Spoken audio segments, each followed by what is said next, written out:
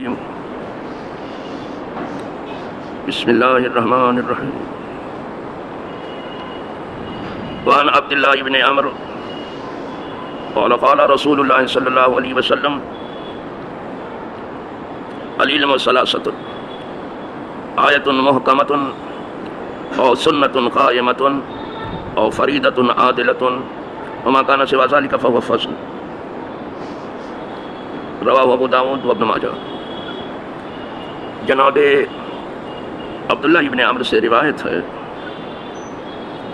کہ فرمایا رسول اللہ صلی اللہ علیہ وسلم نے کہ دینی علوم تین طریقہ ہے جسے آپ آسانی سے یاد کر سکتے ہیں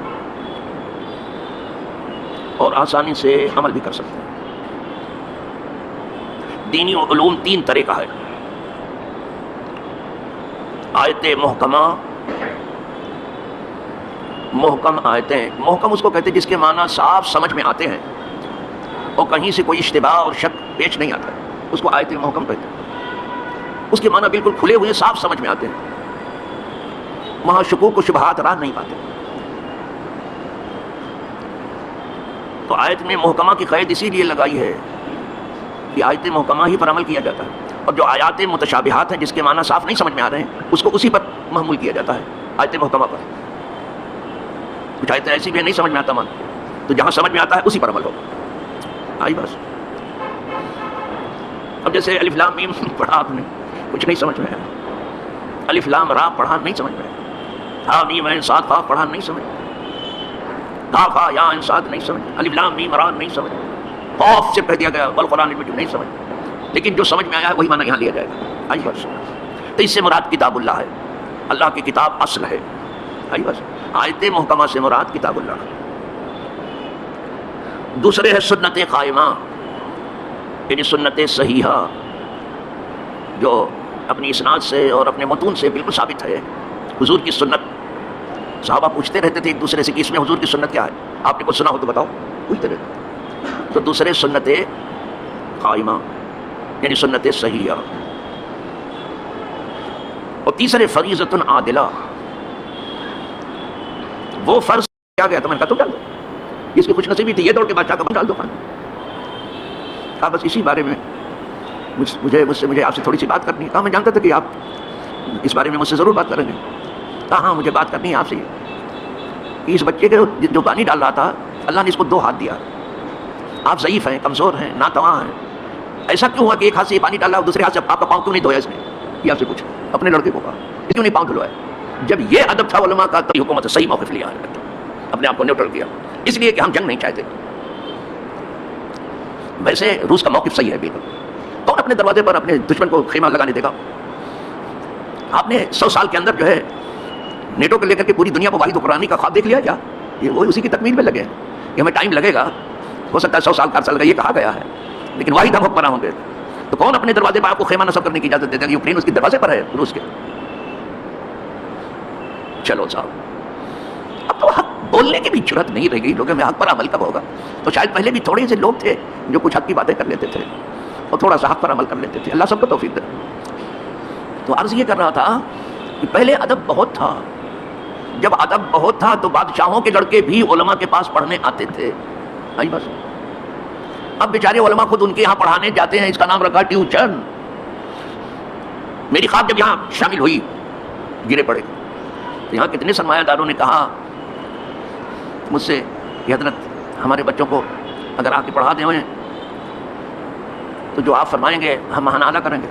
میں نے کہا ہم نے پڑھنے کے زمانے میں ٹیوشن سے گریز کیا، ہم خود ہی پڑھنے گئے تھے، اب تو ہم یہاں امام ہو کر کے آئیں گے، جو روکھی سیکھی ملے گی کھائیں گے۔ اور آپ کو معلوم ہے 160 روپے پر میں آیا تھا یہاں،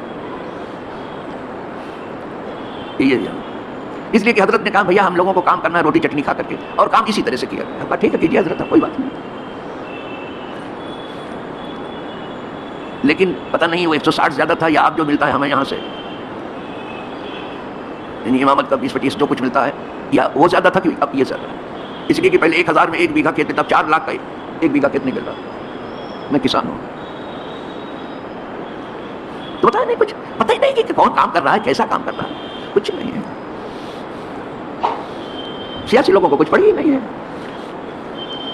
وہ سال بھر میں کبھی نکلتے ہیں، کبھی 5 سال کے بعد نکلتے ہیں، مذہبی لوگوں کو بھی کچھ پڑھا.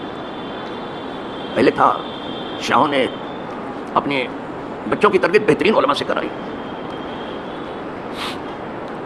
تو عرض یہ کر رہا تھا کہ دینی علوم میں بھی آپ مہارت حاصل کر رہے ہیں. کتاب اللہ سے جو کچھ ملتا ہے لے لیں, سنت رسول اللہ سے جو ملتا ہے لے لیں, اجماع امت سے جو ملتا ہے لے لیں, قیاس مجتہد سے جو ملتا ہے لے لیں, اور پھر اس کے بعد اس پر عمل کریں اور دوسروں کو عمل کی دعوت دیں.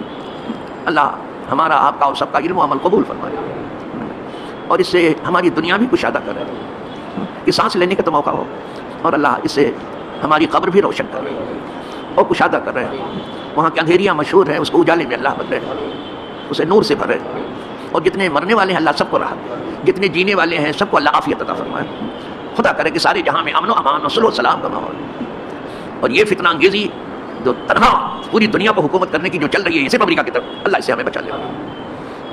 روس میں یہ نشہ نہیں دنیا میں, یہ برابر کی طاقت ہے, آپ اسے دھمکی دیتے ہو. روس برابر کی طاقت ہے, آپ سے زیادہ ہے کچھ, آپ اسے دھمکی دے رہے ہو, آپ اس پر سیکشن لگا رہے ہو. تو چھوٹے ملکوں کی آپ نے کیا درگت بنائی ہوگی.